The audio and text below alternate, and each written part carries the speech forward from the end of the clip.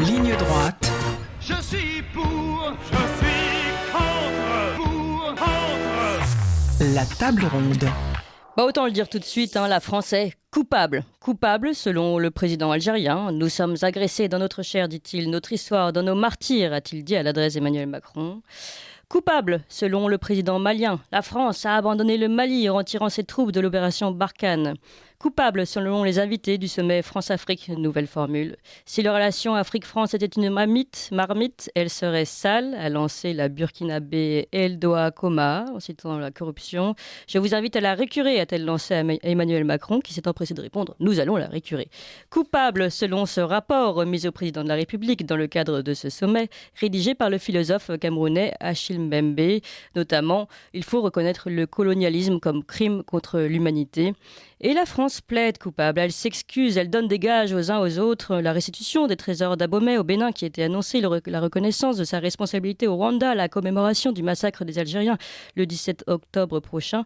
Mais quand la France met le genou à terre, elle n'est encore moins respectée.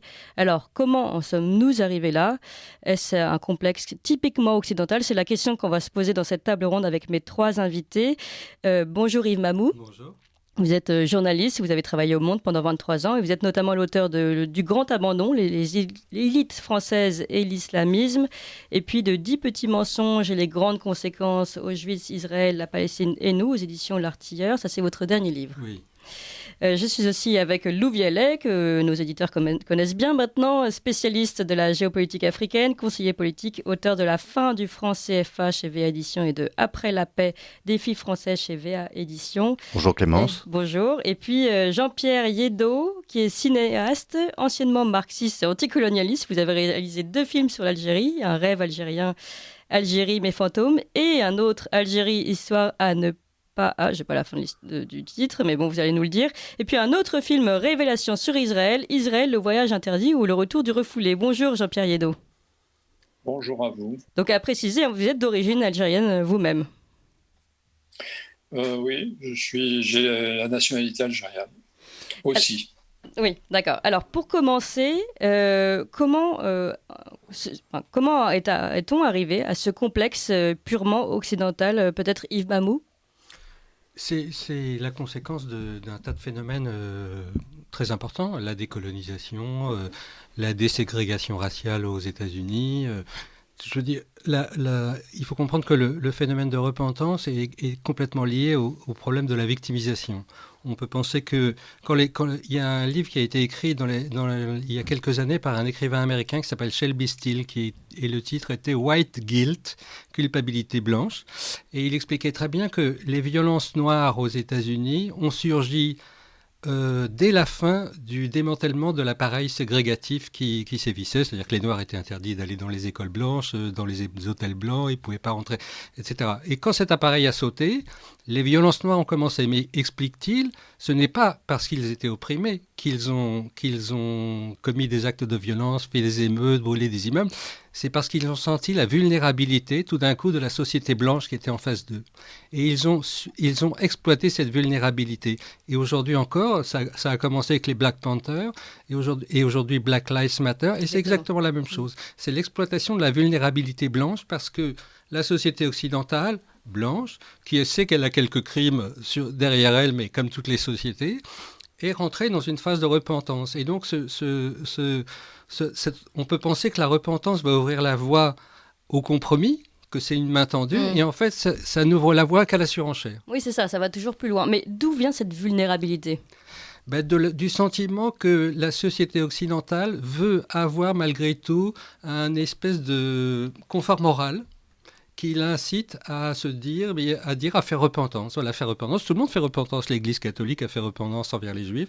Oui, il y a un trait assez religieux finalement dans la repentance. Bien entendu, c'est typiquement chrétien. C'est on tend la joue droite et dans l'espoir de ne pas se faire souffleter la joue gauche, mais malheureusement, c'est le soufflet sur la joue gauche arrive très très vite. Ce complexe occidental est finalement lié à nos origines, on peut dire judéo-chrétiennes.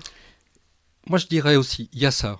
Sur ce fond-là, c'est un substrat. Mais il y a aussi l'exploitation au sein des sociétés occidentales, il y a des courants idéologiques qui exploitent ça dans un souci de destruction. Je veux dire, aujourd'hui, on voit qu'il y a tout un courant de gauche et d'extrême gauche qui se dénomme progressiste, qui exploite politiquement ce sentiment et fait ouvertement l'apologie du métissage, de la diversité, de la disparition. Je relisais hier parce qu'il y a un éditorial de Bernard-Henri Lévy absolument scandaleux dans Le Point cette semaine sur Éric Zemmour.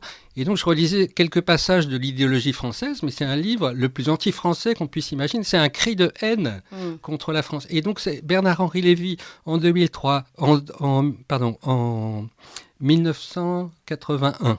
Et puis après, il y a eu le livre noir de la colonisation. Il y a une série d'ouvrages idéologiques comme ça qui ont martelé, qui ont segmenté ce courant idéologique, qui fait que il y a aujourd'hui dans la gauche occidentale une volonté vraiment de détruire les fondements de l'ordre occidentaux, et ça se voit avec les lobbies transgenres, ça se voit avec les lobbies LGBT, ça se voit avec toutes sortes de lobbies qui font alliance avec l'intersectionnalité des luttes, l'alliance avec l'islamisme, enfin bref, c'est aujourd'hui un courant idéologique extrêmement dangereux.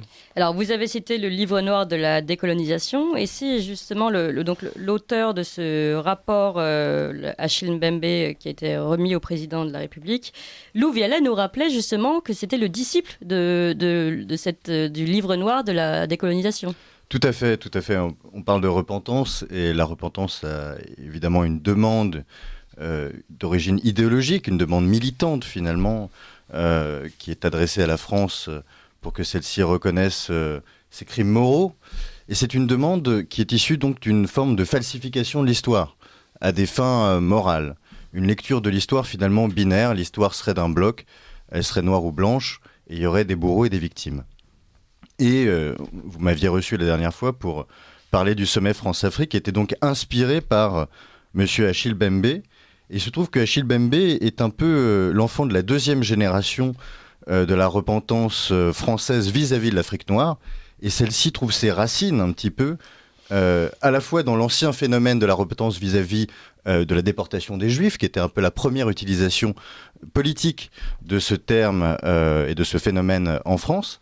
Et la seconde utilisation est arrivée à la fin des années 90, exactement en 2003, au moment de la parution du livre noir du colonialisme, donc publié par Marc Ferraud et Catherine Cockry-Widrowicz, qui était donc la directrice de thèse de M. Achille Mbembe, avec ce sous-titre que je rappelais la dernière fois, c'était « De l'extermination à la repentance ». Voilà, on y est. Avec à la fin la question des réparations, qui était donc qui ouvrait un petit peu, qui pavait le chemin pour aujourd'hui, où on a finalement les descendants de Catherine Cockry-Widrowicz, qui sont à la fois les Achille Mbembe, mais aussi, vous savez, les Rokhaya Diallo, qu'on a sur tous nos plateaux. Finalement, le courant décolonial, le courant woke français, il s'inspire pas seulement du courant woke américain, il s'inspire de la lecture qu'on fait de notre histoire avec l'Afrique et de notre histoire jusqu'à présent. Pas seulement l'histoire de la traite négrière, pas seulement l'histoire de la colonisation, mais l'histoire de la décolonisation jusqu'à aujourd'hui. Il s'agirait de se repentir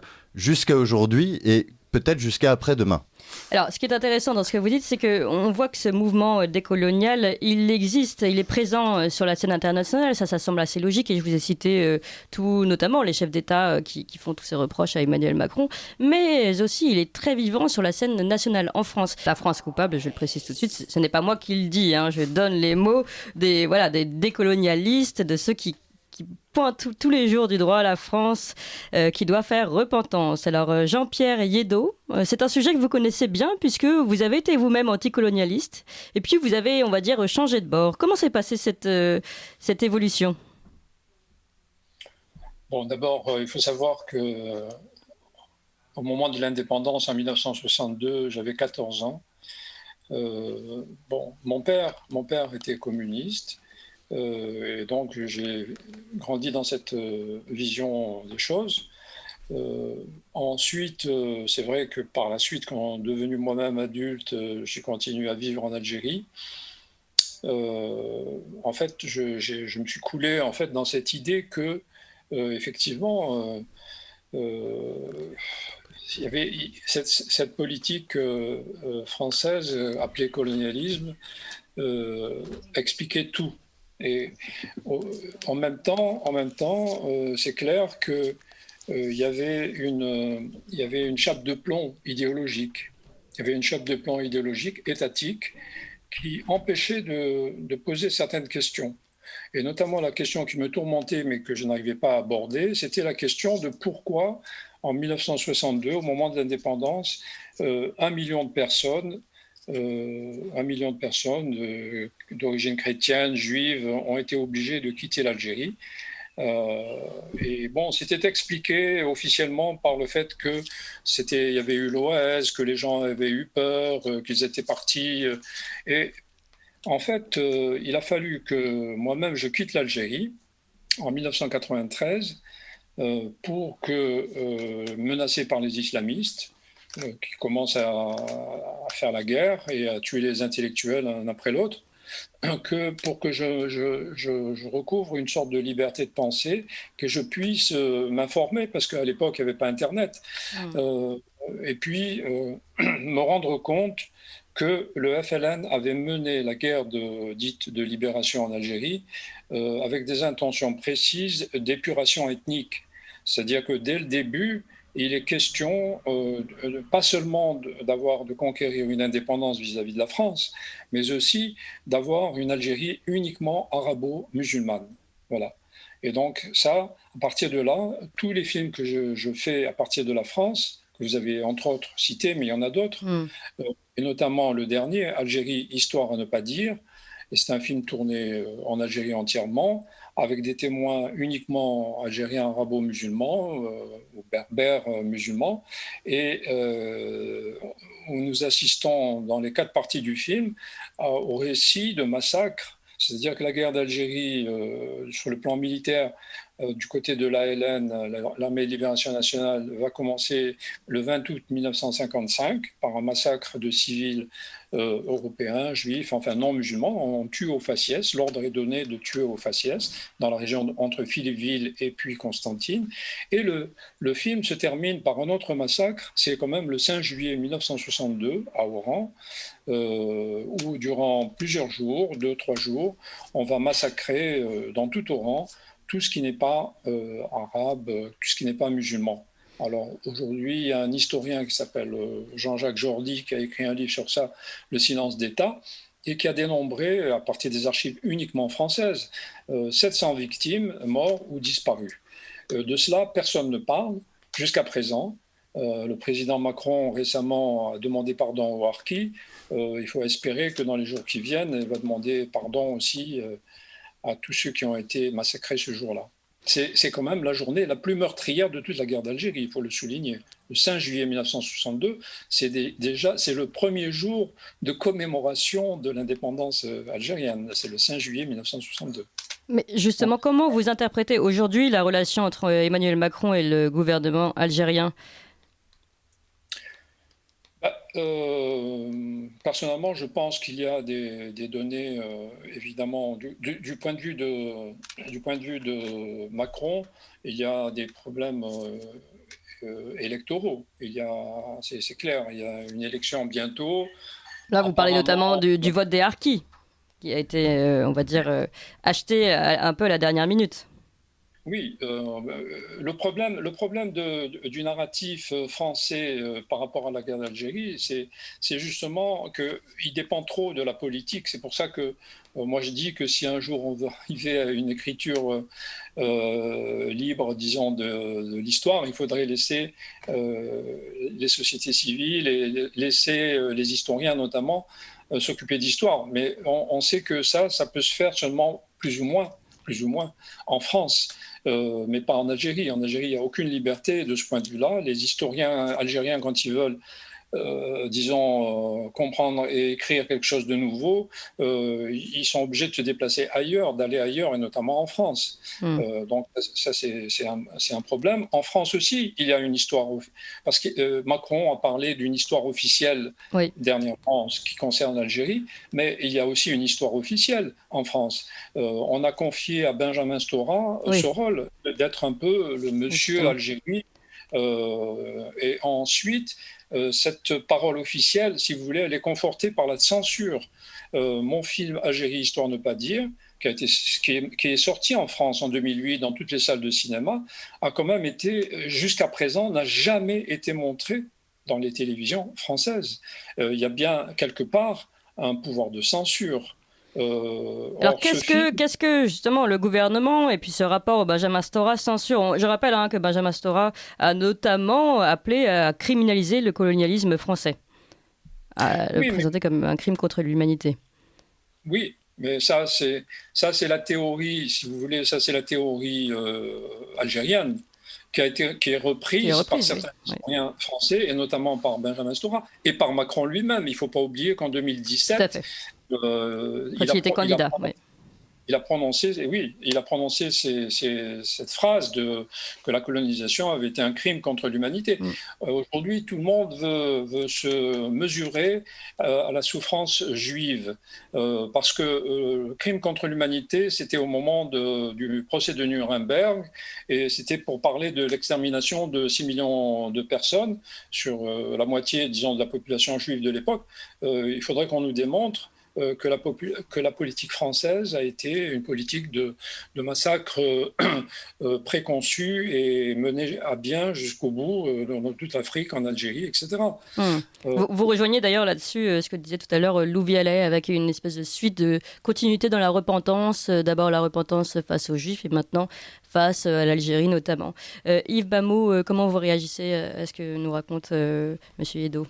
Je suis 100% sur la même ligne que lui. Ce qui est très intéressant, c'est de se demander comment on peut arriver à cette situation invraisemblable où les États les plus puissants de la planète se retrouvent en position de vulnérabilité par rapport à des États beaucoup plus faibles et qui en plus ont besoin d'eux. Oui, c'est ça. C'est ce paradoxe-là. Et je pense qu'il y a dans l'histoire occidentale récente 3 événements majeurs qui font... Le premier, c'est évidemment, Jean-Pierre Liédo l'a rappelé, c'est la Shoah. C'est l'extermination des Juifs a laissé tout le monde dans un état de stupeur face à l'incompréhensible. Mais il y a eu 2 autres événements qui sont aussi extrêmement importants. C'est qu'il y a une déchristianisation de l'Europe, et notamment en France. C'est-à-dire que les Français ne vont plus à l'Église, et l'Église catholique ne structure plus la société comme elle a pu la structurer dans une société. C'était d'ailleurs notre table ronde d'hier. Donc, oui. Et donc il y a une espèce de renoncement à l'idée qu'il y ait un espoir dans l'au-delà. Et il y a un deuxième renoncement qui a été obligé, celui-là. Un troisième renoncement qui a été obligé, celui-là, c'est l'effondrement de l'Union soviétique. Et l'effondrement de l'Union soviétique, ça voulait dire la perte d'espoir de créer le paradis sur Terre, avec le socialisme. Et donc, face à ces 3 événements, un crime majeur contre les Juifs et 2 pertes d'espoir, l'au-delà et le présent ici-bas, eh bien, ça a laissé une population totalement en déshérence. En déshérence, oui. Voilà. Et donc, cette population en déshérence, sur quoi elle s'est rabattue? Sur la victimisation du musulman, du migrant musulman, dont on a déboulonné la statue du prolétaire qui devait assurer le salut de l'humanité. Et on a mis à la place le migrant musulman souffrant, etc., lequel s'est empressé d'exploiter la situation. Et c'est très intéressant ce que vous développez parce que d'abord il y a toujours cette continuité dans l'approche religieuse, encore une fois, et puis vous disiez au départ qu'il y a un paradoxe puisqu'on donne beaucoup aussi à ces pays, et là-dessus je pense que Lou Vialet, vous pouvez surenchérir, notamment vous parliez du Mali avec le franc CFA. Ce sont des pays qui sont quand même avantagés aussi par la relation avec la France. Oui. Alors cette idée de repentance va aussi avec une idée de dette qui n'est pas seulement morale mais une dette financière. Et donc le Mali est l'un des premiers récipiendaires de notre aide publique au développement en Afrique et dans le monde. Mais c'est pas seulement ça, c'est aussi le franc CFA qui est la monnaie supportée par la France auprès de 15 pays d'Afrique par exemple. Et donc la France qui soutient indéfectiblement cette devise. C'est aussi nos soldats qu'on envoie mourir au Sahel pour protéger non seulement les frontières du Mali mais celles de l'Algérie, du Niger. C'est un petit peu tout ça, et j'aimerais bien rebondir sur ce que vous aviez dit à l'instant. En effet, on est dans une forme de paradoxe, c'est-à-dire nous sommes une des plus grandes puissances, en tout cas des 2 continents, des 2 continents, entre l'Europe et l'Afrique. La France est la première puissance militaire de ces 2 continents, typiquement, et une des premières puissances économiques, et on se retrouve dans une situation finalement tête bêche, inversée, avec des sous-puissances, des pays sous-développés tels que l'Algérie ou tels que le Mali. Oui, qui nous donne des leçons de morale, alors qu'en plus c'est un président qui vient d'être élu, après je ne sais pas combien de juntes. C'est quand même vraiment assez On va dire, ils ont poussé le bouchon un peu loin, là. En effet, on arrive quelque part à la fin d'une logique, au bout d'une logique, au bout d'un cycle.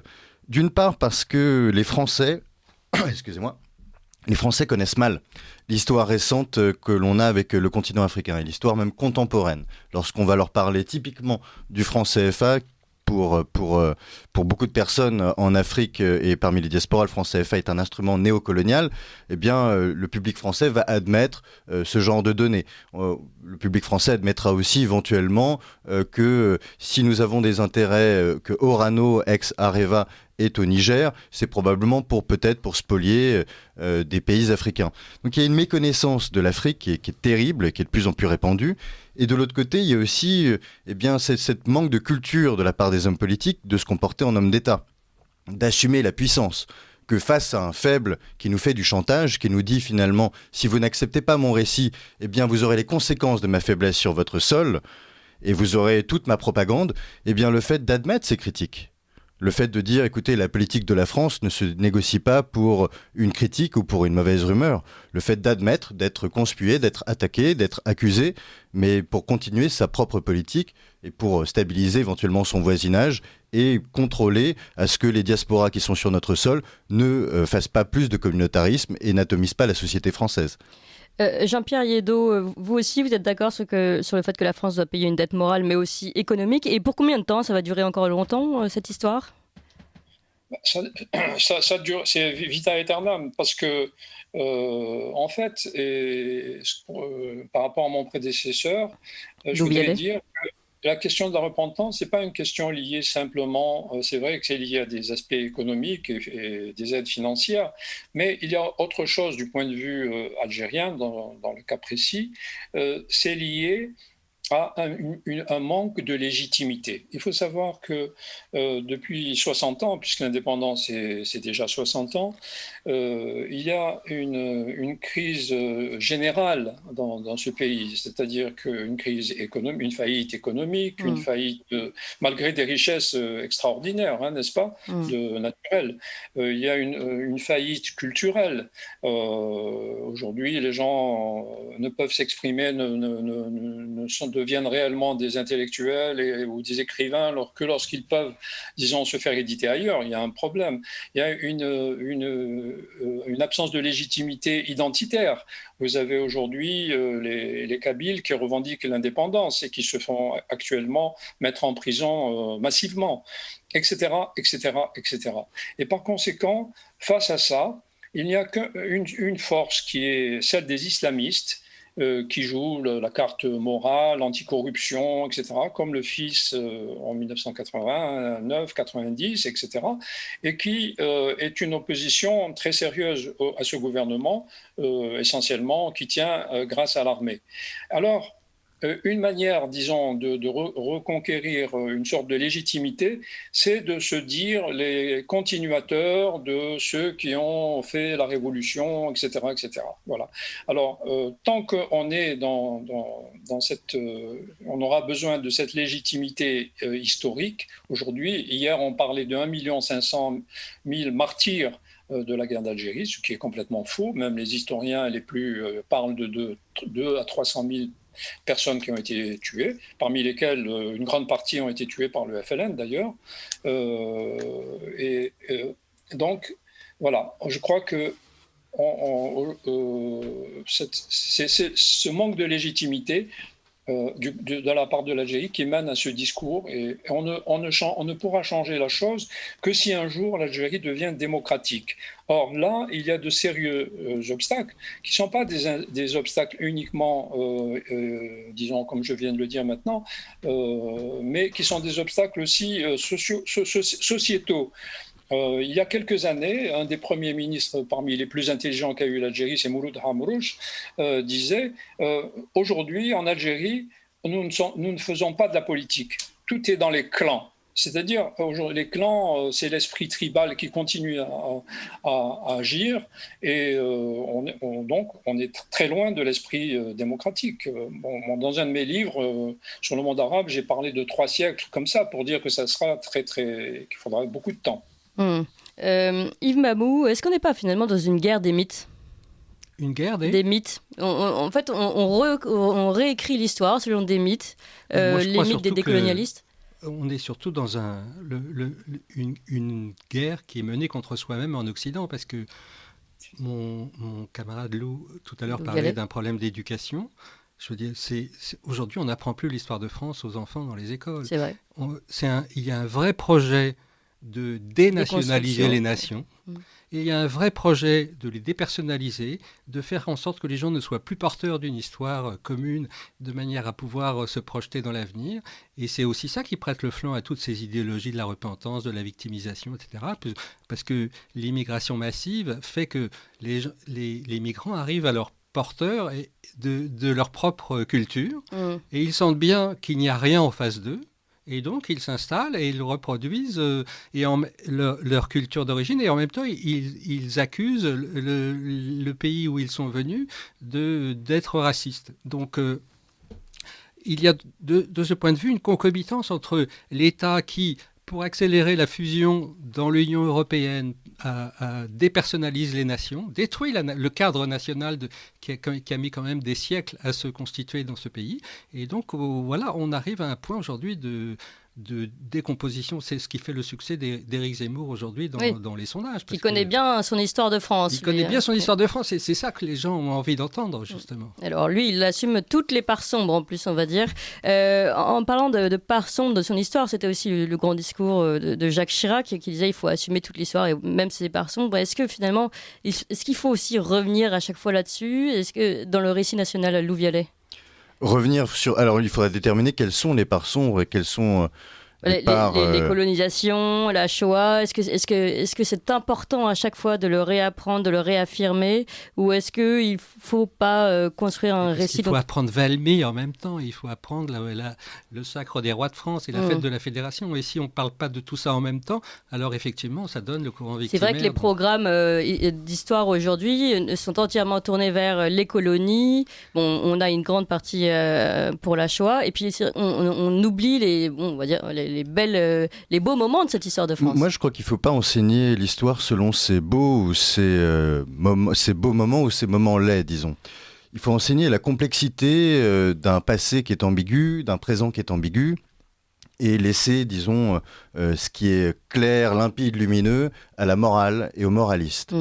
Je pensais, en écoutant nos invités ce matin, je pensais à Jacques Marseille, qui, lui, était aussi, comme, pardonnez-moi, le premier invité qui parlait, Monsieur Ledo, c'est ça ? Oui. Jacques Marseille, historien français, un des plus grands historiens de la colonisation, qui était donc communiste lorsqu'il était étudiant. Et il a voulu faire une thèse pour vérifier si véritablement la France avait autant spolié qu'on le disait les colonies africaines. Faisant sa thèse, il se départit de ses convictions communistes et devient plutôt à droite d'ailleurs, et considère qu'en fait, non seulement la France a fait une mauvaise affaire avec ces histoires coloniales, mais en plus, finalement, elle est accusée de crimes quelque part qu'elle n'a pas du tout commis, et que les choses étaient en fait bien plus complexes que cela. Songez que c'était donc des territoires extrêmement pauvres, que la décolonisation est intervenue quasiment du jour au lendemain, laissant des territoires entiers, des peuples entiers démunis, sans histoire d'État moderne, sans administration prête, avec des économies complètement primarisées, qui n'étaient sous-développées. Et finalement, qu'est-ce qu'on vit aujourd'hui ? On vit aujourd'hui, finalement, les impasses de la décolonisation. Si on accuse la France de tous les maux, si finalement ce mythe selon lequel la France serait encore responsable de tout, vis-à-vis des chefs d'État africains qui finalement seraient irresponsables, n'auraient rien à assumer de leur histoire contemporaine. Eh bien, c'est parce que en réalité, la décolonisation n'a pas permis, et ce n'est pas notre faute, c'est l'ambiguïté des relations internationales. Il y a des forts, il y a des faibles. Il y a des peuples qui ne réussissent pas bien, et il y a des peuples qui réussissent très bien. Eh bien, cette ambiguïté-là fait que, l'Afrique n'a jamais été dans un état aussi fragile depuis, je dirais, peut-être même 2000 ans. Elle n'a jamais été dans un état aussi explosif, et il faut bien trouver des boucs émissaires, Parce qu'ensuite, reconnaître à quel point nous sommes fragiles lorsque on est africain, eh bien, c'est peut-être se voir virer du pouvoir. Typiquement, la junte malienne, quelle est sa légitimité ? Elle l'entretient en accusant la France. Comme ça, on ne l'accuse pas de mal gérer, de mal gouverner son pays. C'est un peu ce que disait Jean-Pierre Yeddo sur le problème de légitimité aussi de ces gouvernements, finalement, qui gagnent une légitimité en ayant pour ennemi la France et comme bouc émissaire. Ouais. Les auditeurs connaissent peut-être Monsieur Laurent Gbagbo, l'ancien président ivoirien. Eh bien, on l'avait juste avant la crise post-électorale de 2011. Il était l'un des alliés de la France classique et il aimait les entreprises françaises. Et puis vient l'élection de 2011, il est en mauvaise posture et le voici en train d'accuser la France de tous les maux, en train de dire que la France pollue son pays et que même sans la Côte d'Ivoire, la France serait une puissance sous-développée et n'aurait pas d'argent. Eh bien, c'est la meilleure des démonstrations pour montrer qu'on est dans les impasses décoloniales et qu'il vaut mieux accuser la France plutôt que d'assumer ses propres échecs et ses propres impasses. Voilà, la France, bouc émissaire utile de ces gouvernements. On a bien compris. Merci beaucoup à vous trois. Jean-Pierre Yeddo, cinéaste anciennement marxiste et anticolonialiste. Vous avez réalisé de nombreux films sur l'Algérie. Merci à Lou Vialet. Je rappelle le titre de vos livres, La fin du franc CFA chez VA Édition et Après la paix chez VA Édition également. Et Yves Bamou, je vous rappelle vos deux livres aussi, Le grand abandon, les élites françaises et l'islamisme. Et puis 10 petits mensonges et leurs grandes conséquences, Auschwitz, Israël, la Palestine et nous aux éditions L'Artilleur. Merci à vous trois. Merci. C'était passionnant et j'espère à bientôt. Allez. 7h, 9h sur Radio Courtoisie, suivez la ligne droite.